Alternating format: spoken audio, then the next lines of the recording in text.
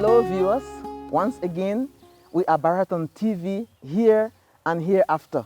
Welcome to our program. Today we have a special guest in studio and we'd like to ask him to kindly introduce himself to us. Hello viewers, my name is Dr.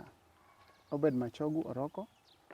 I am a lecturer in the University of Eastern Africa, Baraton. I teach literature. My specialization is in comparative African American and Caribbean literature. Thank you. Thank you very much, Dr. Machogu. We are happy to have you in studio. And today our topic is communication and COVID-19. For me, a very interesting topic because communication in a time like this is very important. And Dr. Machogu will be telling us something about how to communicate in times of COVID-19.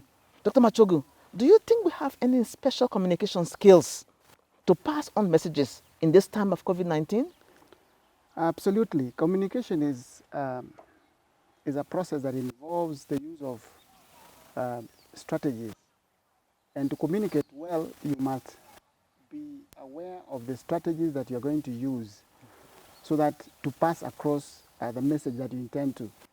So it is not a process that is just done haphazardly, but you have to strategize and prepare for that process. Thank you very much, Dr. Machogu. Now, I even begin thinking communication is an art, or would you call it a science? And if so, you know our program is called The Science Behind Health. Now, I have invited in studio Dr. Machogu, who is in the area of the humanities, and he has skills in communication. So I'd like to ask you, is there anything like health communication? Yes, absolutely. Okay. Health communication. You see, in the field of health, if you want to pass across a message, you must think about how you're going to do it. You must think about what strategies you're going to employ to pass across that message. And therefore, we are saying that even within the health profession, especially now that we're in the period of COVID-19, the manner in which information is disseminated to the public determines how they respond, how they conduct themselves with regard to the question of COVID-19. And therefore, communication is right at the heart of health and passing information. Yeah. Quite interesting. He says that communication is at the heart of health in passing messages. Let's take, for example, if somebody is sick, okay, or somebody, contracts COVID-19, is it important how relatives talk to the person? Is it important how the person should, inform relatives? Or is it important how the person is given support on a daily basis? Thank you for the question. One of the things that is actually lacking, and I have observed this during this period of COVID-19, is the insufficiency of information available on how, for example, to deal with a patient. Correct. Many people have interacted with have no information whatsoever.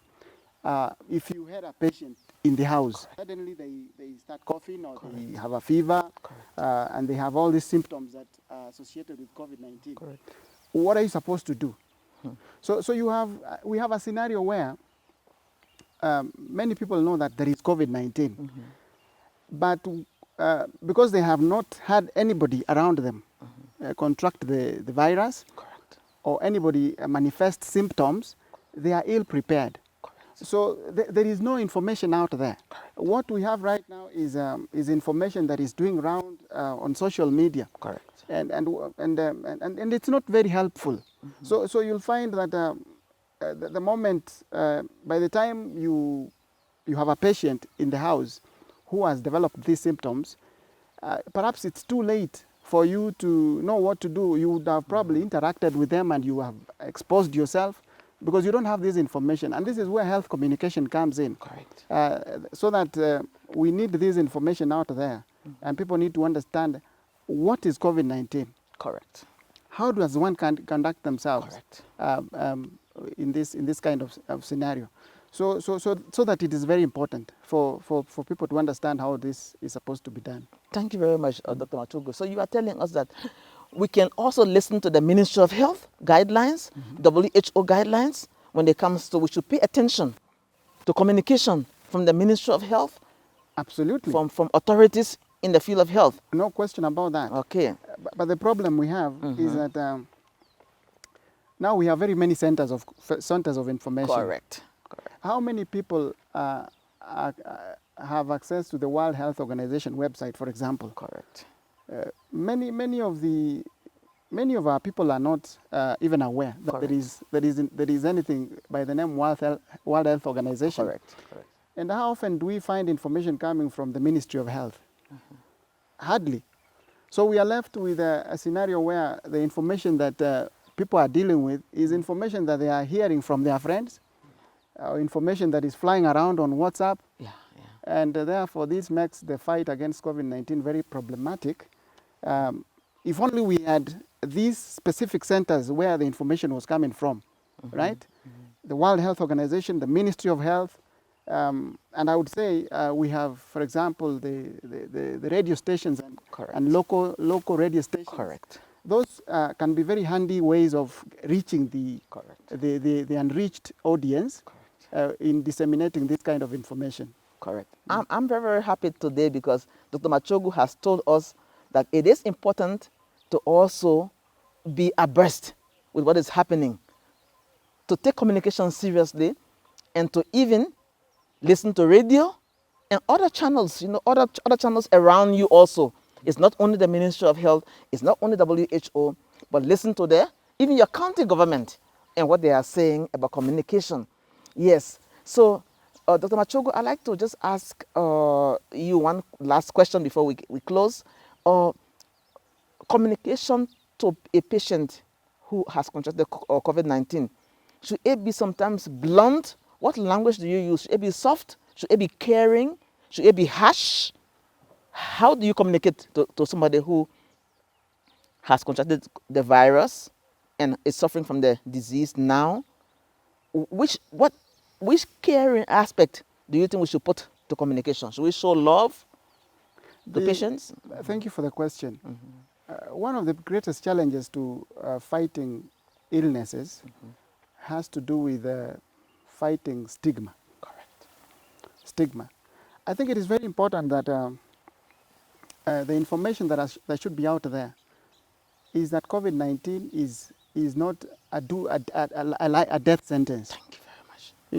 We don't want situations where when somebody contracts COVID-19, everybody is running away and treating them as if they are about to die. Exactly.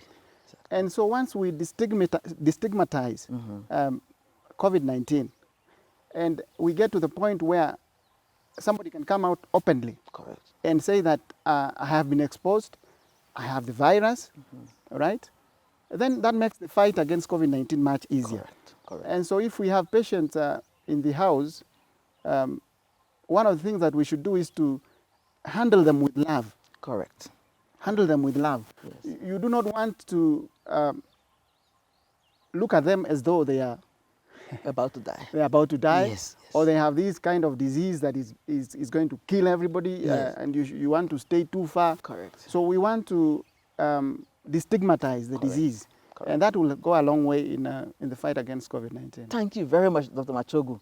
We are so happy we had you in studio today, and he has ended on an extremely important note, destigmatization of patients with COVID-19, because COVID-19 is not a death sentence.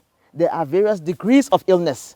There can be very, very mild illness. There is even asymptomatic disease, and there is moderate disease and then severe disease. So whichever disease it is, he is trying to tell us that we do not have to stigmatize patients of COVID-19 because it is not a death sentence. Thank you very much on that note. So he's saying that we can use love, we can have telephone messages. You should keep in contact with patients to give them hope also.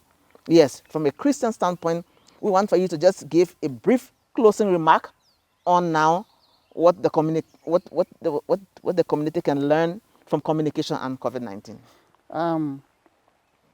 As a community, I think it will be very important for us to realize that how we respond to the messages that we get, especially from the Ministry of Health, the World Health Organization, and other established media houses, will go a long way in helping the community to fight COVID-19. We should stay clear of being rumor mongers, right? Spreading false information about the virus, or about those who have probably contracted the virus. And if we do this, and if we heed the messages that we get from the Ministry of Health and other organizations, then that should go a long way in helping us to fight the disease. Let us avoid being rumor mongers, right? Creating alarm out of situations that are actually controlled or within what the Ministry of Health can actually deal with. Yeah, that is what I can say. Thank you very much. Again, today we had in studio Dr. Obed Machogu Oroko. Viewers, we come to you once again as Baraton TV, here and hereafter, coming to you from the beautiful campus of the University of Eastern Africa, Baraton. Thank you and goodbye. Thank you.